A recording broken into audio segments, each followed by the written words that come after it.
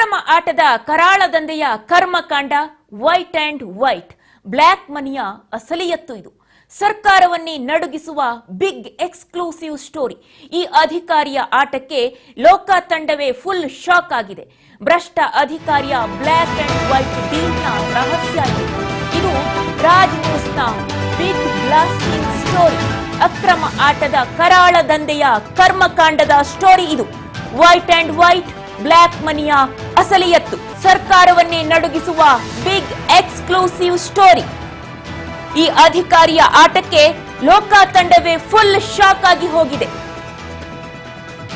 ಹಾಗಿದೆ white and white black ಮನಿಯ ಅಸಲಿಯತ್ತು. ಭ್ರಷ್ಟ ಅಧಿಕಾರಿಯ ಬ್ಲಾಕ್ ಅಂಡ್ ವೈಟ್ ಡೀಲ್ನ ರಹಸ್ಯ ಇದು ರಾಜ್ ನ್ಯೂಸ್ನ ಬಿಗ್ ಬ್ಲಾಸ್ಟಿಂಗ್ ಸ್ಟೋರಿ.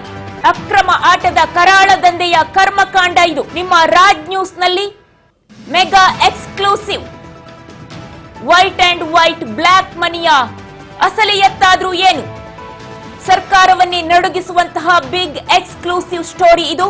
ಲೋಕ ಪೊಲೀಸರಿಗೆ ಬೆದರಿಕೆಯನ್ನ ಹಾಕಿರುವಂತಹ story, big exclusive story. Siddaramaiah ಸರ್ಕಾರವೇ ಬಿದ್ದು ಹೋಗಬಹುದಾದಂತಹ ಮಾತು. ವಿಚಾರಣೆ ನಡೆಸಿದಂತಹ ಲೋಕಾಯುಕ್ತ ಪೊಲೀಸರಿಗೆ ವಾರ್ನಿಂಗ್. ಎಲ್ಲವೂ ಆಚೆ ಬಂದ್ರೆ ಗ್ಯಾರಂಟಿ ಸರ್ಕಾರವೇ ಗಡಗಡ ಅಂದು ಹೋಗುತ್ತೆ, ಸರ್ಕಾರವೇ ಬಿದ್ದು ಹೋಗುತ್ತೆ ಅನ್ನುವಂತಹ ಮಾತು. ಹಾಗಾದ್ರೆ ಸಿದ್ದರಾಮಯ್ಯ ಸರ್ಕಾರಕ್ಕೆ ಕಾದಿದ್ಯಾ ಕಂಟಕ ಅನ್ನುವಂತಹ ವಿಚಾರ. ಸೆಪ್ಟೆಂಬರ್ ತಿಂಗಳಿನಲ್ಲಿ ಆಗುತ್ತಾ ಬಹುತೇಕ ಸಂಕ್ರಾಂತಿ. ರಾಜಣ್ಣ ಅವರು ಪದೇ ಪದೇ ಹೇಳ್ತಾ ಇದ್ರಲ್ಲ, ಸೆಪ್ಟೆಂಬರ್ನಲ್ಲಿ ಕ್ರಾಂತಿ ಆಗತ್ತೆ, ಸೆಪ್ಟೆಂಬರ್ ಕ್ರಾಂತಿ ಆಗತ್ತೆ ಅಂತ ಹೇಳಿ. ಆ ಕ್ರಾಂತಿಗೆ ಸಮಯ ಸನ್ನಿಹಿತ ಆಗ್ತಾ ಇದೆಯಾ? ಎಲ್ಲವೂ ಆಚೆ ಬಂದ್ರೆ ಗ್ಯಾರಂಟಿ ಸರ್ಕಾರವೇ ಗಡಗಡ ಅನ್ನತ್ತಾ? ಹಾಗಾದ್ರೆ ಸಿದ್ದರಾಮಯ್ಯ ಸರ್ಕಾರಕ್ಕೆ ಕಾದಿದೆಯಾ ಕಂಟಕ?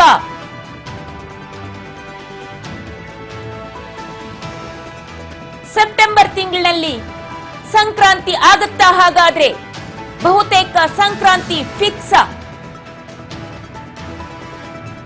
ಲೋಕ ಪೊಲೀಸರಿಗೆ ಬೆದರಿಕೆ ಹಾಕಿರುವಂತಹ ಸ್ಟೋರಿ ಇದು.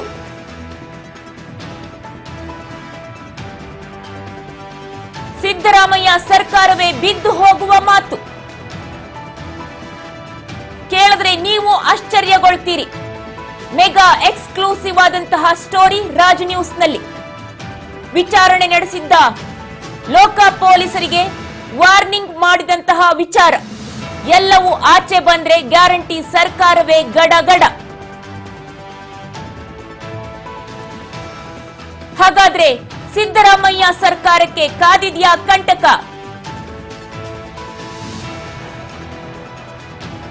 ಸೆಪ್ಟೆಂಬರ್ ತಿಂಗಳಿನಲ್ಲಿ ಬಹುತೇಕ ಆಗಿತ್ತ ಸಂಕ್ರಾಂತಿ. ಸಂಕ್ರಾಂತಿ ಏನು? ಸಂಕ್ರಾಂತಿ ಆಗತ್ತೆ, ಕ್ರಾಂತಿ ಆಗತ್ತೆ, ಕ್ರಾಂತಿ ಅನ್ನುವಂತಹ ವಿಚಾರವನ್ನ ಶಾಸಕರು ಸಚಿವರು ಆಗಾಗ ಹೇಳ್ತಾ ಇದ್ರು. ಅದಕ್ಕೆ ಸಮಯ ಸನ್ನಿಹಿತ ಆಗಿದೆಯಾ? ಭ್ರಷ್ಟ ಅಧಿಕಾರಿಯ ಮನೆ ಮೇಲೆ ದಾಳಿ ಮಾಡೋದಕ್ಕೆ ಹೋದಂತಹ ಲೋಕಾಯುಕ್ತ ಪೊಲೀಸರೇ ಬೆಚ್ಚಿ ಬಿದ್ದಿದ್ದಾರೆ.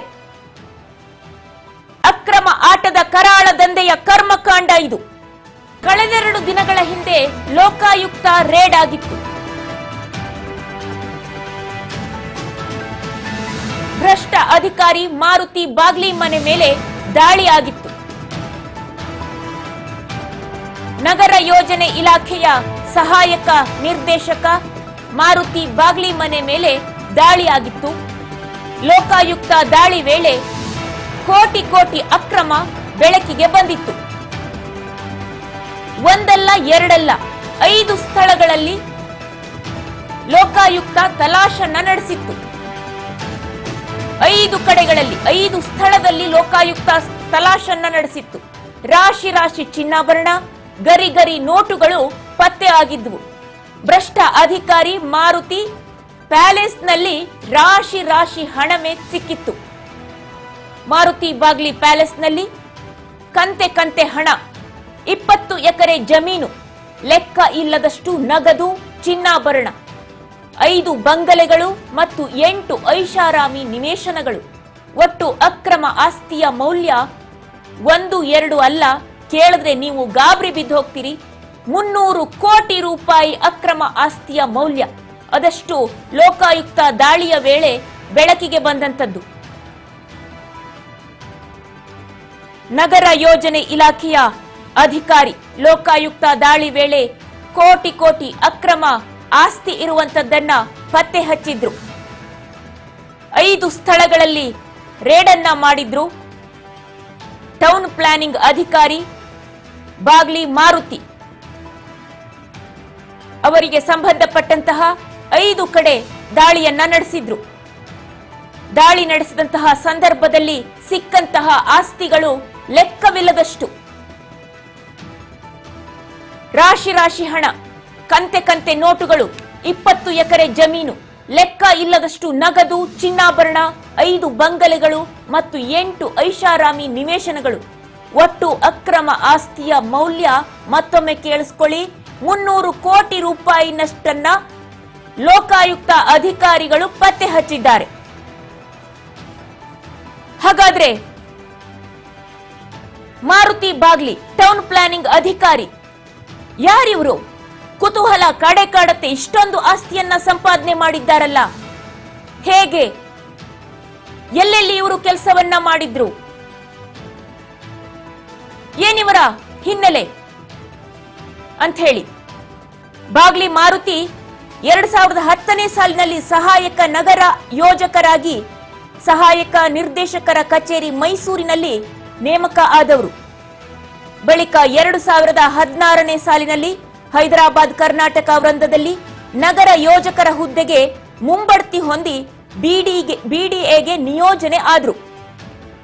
ತದನಂತರದಲ್ಲಿ 2022ನೇ ಸಾಲಿನಲ್ಲಿ ಹೈದರಾಬಾದ್ ಕರ್ನಾಟಕ ವೃಂದದಲ್ಲಿಯೇ ಸಹಾಯ ನಿರ್ದೇಶಕರ ಹುದ್ದೆಗೆ ಮುಂಬಡ್ತಿಯನ್ನ ಹೊಂದಿ ಮಾಲೂರು ಯೋಜನಾ ಪ್ರಾಧಿಕಾರ ಹಾಗೂ ಬೆಂಗಳೂರು ಅಭಿವೃದ್ಧಿ ಪ್ರಾಧಿಕಾರದಲ್ಲಿ ನಿಯೋಜನೆ ಆದರು.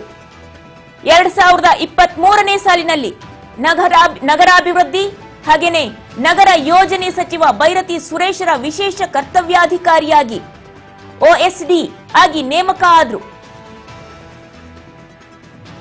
ಇವರು ಎಲ್ಲೆಲ್ಲೆಲ್ಲ ಕೆಲಸವನ್ನ ಮಾಡಿ ಬಂದಿದ್ದಾರೆ, ಎಲ್ಲೆಲ್ಲಿ ಮುಂಬಡ್ತಿಯನ್ನ ಪಡೆದು ಬಂದಿದ್ದಾರೆ, ಯಾರ ಜೊತೆಯಲ್ಲಿ ಕೆಲಸ ಮಾಡಿದ್ದಾರೆ ಅನ್ನುವಂತಹ ಡೀಟೇಲ್ಸ್ ಇದು. ಇತ್ತೀಚೆಗೆ ಮೈಸೂರು ನಗರಾಭಿವೃದ್ಧಿ ಪ್ರಾಧಿಕಾರ ಗೊತ್ತೇ ಇದೆ ತಮಗೆಲ್ಲರಿಗೂ ಕೂಡ,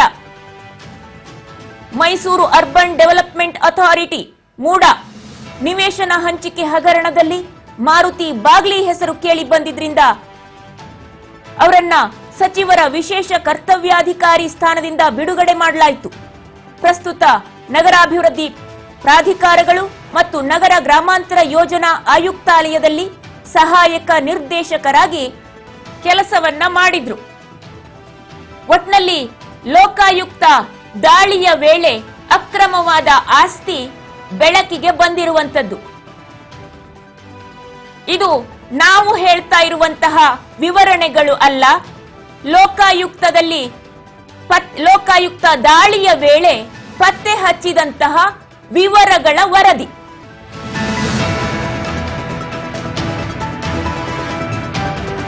ಅಕ್ರಮ ಆಸ್ತಿಕೋರನಿಗೆ ಪ್ರಭಾವಿ ನಾಯಕನ ಶ್ರೀರಕ್ಷೆಯ. ಹಾಗಾದ್ರೆ ಟೌನ್ ಪ್ಲಾನಿಂಗ್ ಅಧಿಕಾರಿ ಮೇಲೆ ಕೃಪಾ ಕಟಾಕ್ಷ ಇದೆಯಾ? ಪ್ರಭಾವಿ ರಾಜಕಾರಣಿಯ ಸೇವಕನ ಈ ಭ್ರಷ್ಟ ಅಧಿಕಾರಿ? ಪ್ರಭಾವಿಯ ಕುಮ್ಮಕ್ಕನಿಂದಲೇ ಕೋಟಿ ಕೋಟಿ ಆಸ್ತಿಯನ್ನ ಇವರು ಗಳಿಸಿದ್ದ? ಅವರ ಕೃಪಾ ಕಟಾಕ್ಷದಿಂದಲೇ ಕೋಟಿ ಕೋಟಿ ಆಸ್ತಿ ಸಂಪಾದನೆ ಆಗಿರುವಂತದ್ದ? ಪ್ರತಿಯೊಂದು ಕೆಲಸಕ್ಕೂ ಸಾಥ್ ಕೊಟ್ರ ಆ ನಾಯಕ, ಅಥವಾ ಅವರಿಗೆ ಸಾಥ್ ಕೊಡೋದಕ್ಕೆ ಇವರು ಈ ರೀತಿಯ ಕೆಲಸಗಳನ್ನ ಮಾಡಿ ಹಂಚಿಕೊಂಡ್ರ? ಮಾರುತಿ ಬಾಗ್ಲಿಯ ಆಟಾಟೋಪಕ್ಕೆ ಅವರೇ ಸಾಥ್ ಕೊಡ್ತಾ ಇರುವಂತದ್ದ? ಇವರು ಟೌನ್ ಪ್ಲಾನಿಂಗ್ ಅಧಿಕಾರಿ. ಆದರೆ ಓಕೆ, ಇದೇ ವಿಚಾರಕ್ಕೆ ಸಂಬಂಧಪಟ್ಟಂತೆ ಮತ್ತಷ್ಟು ಮಾಹಿತಿಯನ್ನ ತಿಳಿತಾ ಹೋಗೋಣ. ನಮ್ಮ ಪ್ರತಿನಿಧಿ ಗೋವಿಂದ್ ಇದೀಗ ದೂರವಾಣಿ ಸಂಪರ್ಕದಲ್ಲಿದ್ದಾರೆ. ಗೋವಿಂದ್, ಏನಿದು ಕರಾಳವಾದಂತಹ ಸ್ಟೋರಿ? ಅಕ್ರಮ ಆಟದ ಕರಾಳ ದಂಧೆ, ಕರ್ಮಕಾಂಡ, ಸರ್ಕಾರದಲ್ಲಿ ಕರ್ತವ್ಯವನ್ನ ನಿರ್ವಹಿಸ್ತಾ ಒಂದಲ್ಲ ಎರಡಲ್ಲ 300 ಕೋಟಿಯಷ್ಟು ಆಸ್ತಿಯನ್ನ ಮಾಡಿರುವಂತದ್ದು ಲೋಕಾಯುಕ್ತ ರೇಡ್ ವೇಳೆ ಬೆಳಕಿಗೆ ಬಂದಿದೆ. ಯಾರಿ ಅಧಿಕಾರಿ ಇವರಿಗೆ ಕೃಪಾ ಕಟಾಕ್ಷವನ್ನ ನೀಡ್ತಾ ಇದ್ದಂತಹವರು, ರಾಜಕೀಯ ಪುಡಾರಿಗಳು ಯಾರು, ಇವರ ಹಿನ್ನೆಲೆ, ಇವರ ಅಕ್ರಮದ ಆಳ ಅಗಲ ವಿಸ್ತಾರ ಎಷ್ಟು ಏನು? ಪ್ರಮುಖವಾಗಿ ಭ್ರಷ್ಟ ಅಧಿಕಾರಿಗಳ ಮೇಲೆ ಆರೋಪ ಬಂದಂತ ಸಂದರ್ಭದಲ್ಲಿ ಏನೋ ದಾಖಲೆ ಸಮೇತ ಲೋಕಾಯುಕ್ತ ಅಧಿಕಾರಿಗಳು ದಾಳಿ ಮಾಡೋದು ಸರ್ವೇ ಸಾಮಾನ್ಯ. ಇತ್ತೀಚಿನ ದಿನಗಳಲ್ಲಿ ಭ್ರಷ್ಟ ಅಧಿಕಾರಿಗಳಿಗೆ ಲೋಕಾಯುಕ್ತರು ಚಳಿ ಬಿಡಿಸ್ತಾ ಇದ್ರೆ ಹೆಚ್ಚಾಗ್ತಿದೆ. ಅದರಲ್ಲೂ ಕೂಡ ಲೋಕಾಯುಕ್ತರಿಗೆ ಒಂದು ಶಾಕ್ ಆಗುವಂತದ್ದು, ಮೊನ್ನೆ ಅಷ್ಟೇ ಒಂದು ಲೋಕಾಯುಕ್ತ ಒಂದು ಇಡೀ ರಾಜ್ಯಾದ್ಯಂತ ಒಂದು ಲೋಕಾಯುಕ್ತ ದಾಳಿ ಮಾಡ್ತಾರೆ.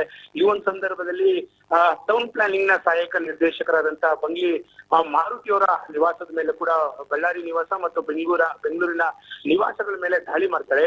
ಈ ಒಂದು ಸಂದರ್ಭದಲ್ಲಿ ಲೋಕಾಯುಕ್ತ ದಾಳಿ ಮಾಡಿದಂತ ಸಂದರ್ಭದಲ್ಲಿ ಲೋಕಾಯುಕ್ತ ಅಧಿಕಾರಿಗಳಿಗೆ ಒಂದ್ ರೀತಿ ಒಂದು ಶಾಕ್ ಒಳಗಾಗಿದ್ರು. ಕಾರಣ ಇಷ್ಟೇ, ಏನು ಸರ್ವಿಸ್ ನಲ್ಲಿ ಇದ್ದಂತ ಸಂದರ್ಭದಲ್ಲಿ ಇವರು ಮಾಡಿದಂತ ಅಪಾರ ಪ್ರಮಾಣದ ಆಸ್ತಿ ಭ್ರಷ್ಟಾಚಾರ ಮಾಡಿ ಈ ಪ್ರಮಾಣದಲ್ಲಿ ಆಸ್ತಿ ಮಾಡಬಹುದಾ ಅನ್ನೋ ಒಂದು ಲೆಕ್ಕಾಚಾರದಲ್ಲಿ ಸಹಜವಾಗಿ ಲೋಕಾಯುಕ್ತ ಅಧಿಕಾರಿಗಳೇ ಶಾಕ್ ಆಗ್ತಾರೆ. ಆ ಒಂದು ಸಂದರ್ಭದಲ್ಲಿ ಲೋಕಾಯುಕ್ತ ಅಧಿಕಾರಿಗಳು ನೋಡಿದಂತ ಸಂದರ್ಭದಲ್ಲಿ ಮಾರುತಿಯವರು ನೇರವಾಗಿ ಅಧಿಕಾರಿಗಳಿಗೆ ಒಂದು ಧಮಕಿಯನ್ನ ಹಾಕಿದ್ದಾರೆ ಅನ್ನೋದು ಮಾಹಿತಿ ಸಿಗ್ತಿದೆ. ನೀವು ನನ್ನನ್ನ ಈ ರೀತಿ ಏನು ದಾಳಿ ಮಾಡೋದು ಸರಿಯಲ್ಲ, ಯಾಕಂದ್ರೆ ಈ ರೀತಿ ದಾಳಿ ಮಾಡೋದ್ರ ಏನಾದ್ರು ಒಂದ್ ವೇಳೆ ನಾನೇನಾದ್ರು ಪ್ರಭಾವಿ ನಾಯಕರ ಹೆಸರನ್ನು ನಾನು ಏನಾದ್ರು ಮಾತನಾಡಿದ್ರೆ ಈ ಸರ್ಕಾರವೇ ಬಿದ್ದೋಗುತ್ತೆ ಅನ್ನೋ ಒಂದು ಲೆಕ್ಕಾಚಾರದಲ್ಲಿ ಮಾರುತಿಯವರು ಮಾತನಾಡಿದ್ದಾರೆ ಅನ್ನೋದು ಈಗ ರಾಜ್ ನ್ಯೂಸ್ಗೆ ಎಕ್ಸ್ಕ್ಲೂಸಿವ್ ಆಗಿ ಮಾಹಿತಿ ಸಿಕ್ಕಿರುವಂತದ್ದು. ಇವರ ಬೆಂಬಲಕ್ಕೆ ಪ್ರಭಾವಿ ರಾಜಕಾರಣಿಗಳು ಕೂಡ ಇದ್ದಾರೆ. ಯಾಕಂದ್ರೆ ಇವ್ರು ಬಂದಂತ ಒಂದು ಹಿನ್ನೆಲೆ ನೋಡಿದ್ರೆ ಅಷ್ಟರ ಮಟ್ಟಿಗೆ ಸರಿ ಇಲ್ಲ. ಯಾಕಂದ್ರೆ ಇವರ ಹೈದರಾಬಾದ್ ಕರ್ನಾಟಕದ ಒಂದು ಮೀಸಲಾತಿ ವಿಚಾರದಲ್ಲಿ ಇವರು ಮುಂಬರ್ತಿ ಆಗ್ತಾರೆ. 5 ವರ್ಷಗಳ ಕಾಲ ಅಲ್ಲೇ ಸೇವೆ ಮಾಡ್ಬೇಕಾಗುತ್ತೆ.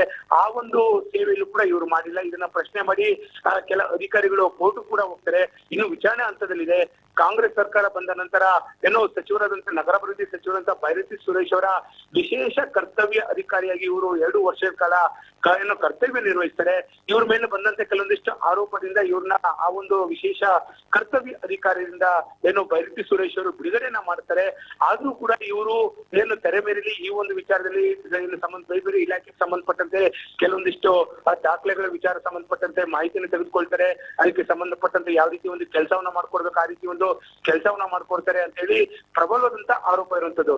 ಇನ್ನು ಪ್ರಮುಖವಾಗಿ ಮೂಡ ಪ್ರಕರಣ ವಿಚಾರ ಸಂಬಂಧಪಟ್ಟಂತೆ ಕೂಡ ಏನು ಭ್ರಷ್ಟಾಚಾರ ಆಗಿದೆ ಸೈಟ್ ಏನು ಅದಲಿ ಬದಲಿ ನಿವೇಶನದಲ್ಲಿ, ಈ ಒಂದು ಮೂಡ ಪ್ರಕರಣಗಳು ಕೂಡ ಇವರ ಮಾರುತಿಯವರ ಹೆಸರು ಪ್ರಬಲವಾಗಿ ಕೇಳಿ ಬಂದಿತ್ತು. ಆ ಒಂದು ಸಂದರ್ಭದಲ್ಲಿ ನಗರಾಭಿವೃದ್ಧಿ ಸಚಿವರಂತ ಬೈರತಿ ಸುರೇಶ್ ಅವರು ಇವ್ರ ಮೇಲೆ ಆರೋಪ ಬಂದಿರೋದ್ರಿಂದ ಅವ್ರನ್ನ ಸೇವೆಯಿಂದ ಏನು OST ಒಂದು ಕರ್ತವ್ಯ ವಿಶೇಷ ಕರ್ತವ್ಯ ಅಧಿಕಾರಿಯಿಂದ ಅವ್ರನ್ನ ಬಿಡುಗಡೆ ಮಾಡ್ತಾರೆ. ಹಾಗಾಗಿ ಎಲ್ಲೋ ಒಂದ್ ಕಡೆ ಮಾರುತಿಯವರು ಅಷ್ಟೊಂದು ಪ್ರಬಲವಾಗಿದ್ದಾರೆ. ಕೆಲ ರಾಜಕಾರಣಿಗಳ ಹೆಸರನ್ನ ನಾನು ಹೇಳಿದ್ರೆ ಈ ಸರ್ಕಾರವೇ ಬಿದ್ದೋಗುತ್ತೆ ಅನ್ನೋ ಲೆಕ್ಕಾಚಾರದಲ್ಲಿ ಮಾರುತಿಯವರು ಮಾತನಾಡಿದ್ದಾರೆ ಅಂತೇಳಿ ಮಾಹಿತಿ ಸಿಗ್ತದೆ. ಮತ್ತೊಂದು ಕಡೆ ಬೆಂಗಳೂರಿನಲ್ಲಿ 5 ಮನೆ 7 ಸೈಟ್ಗಳು ಸುಮಾರು 300ಕ್ಕೂ ಕೋಟಿ ಅದಕ್ಕೂ ಹೆಚ್ಚಿನ ಒಂದು ಪ್ರಮಾಣದಲ್ಲಿ ಆಸ್ತಿಯನ್ನ ಮಾಡಿದ್ದಾರೆ ಅಂತ ಲೋಕಾಯುಕ್ತ ಅಧಿಕಾರಿಗಳು ಅಂದಾಜನ್ನ ಮಾಡ್ತಾ ಇದ್ದಾರೆ. ಹಾಗಾಗಿ ಎಲ್ಲೋ ಒಂದ್ ಕಡೆ ಮಾರುತಿಯವರ ಮೇಲೆ ಯಾವ ರೀತಿ ಒಂದು ಶಿಸ್ತಿನವಾದಂತ ಇಲಾಖೆಯಲ್ಲಿ ಕ್ರಮ ತೆಗೆದುಕೊಳ್ತಾರೆ. ಸರ್ಕಾರ ನಿಜಕ್ಕೂ ಕೂಡ ಇವ್ರ ಮೇಲೆ ಕ್ರಮ ತೆಗೆದುಕೊಂಡು ಹೋದ ಪಕ್ಷದಲ್ಲಿ ಅವ್ರನ್ನ ಸರ್ಕಾರವೇ ಎಲ್ಲೋ ಒಂದ್ ಕಡೆ ರಕ್ಷಣೆ ಮಾಡ್ತಿದ್ದಾರೆ ಅನ್ನೋದು ಕೂಡ ಸಹಜವಾಗಿ ಒಂದು ರೀತಿಯ ಗಂಭೀರವಾದಂತಹ ಆರೋಪ ಕೂಡ ಕೇಳಿಬರುತ್ತೆ. ಹಾಗಾಗಿ ಇವರ ಮೇಲೆ ಸರ್ಕಾರ ಯಾವ ರೀತಿ ಒಂದು ಕ್ರಮ ತೆಗೆದುಕೊಳ್ಳುತ್ತೆ ಅನ್ನೋದನ್ನ ಸದ್ಯಕ್ಕೆ ಕಾತೊಡ್ಬೇಕಾಗಿದೆ. ವಿದ್ಯಾ, ಟೌನ್ ಪ್ಲಾನಿಂಗ್ ಅಧಿಕಾರಿ ಬಾಗ್ಲಿ ಮಾರುತಿಯ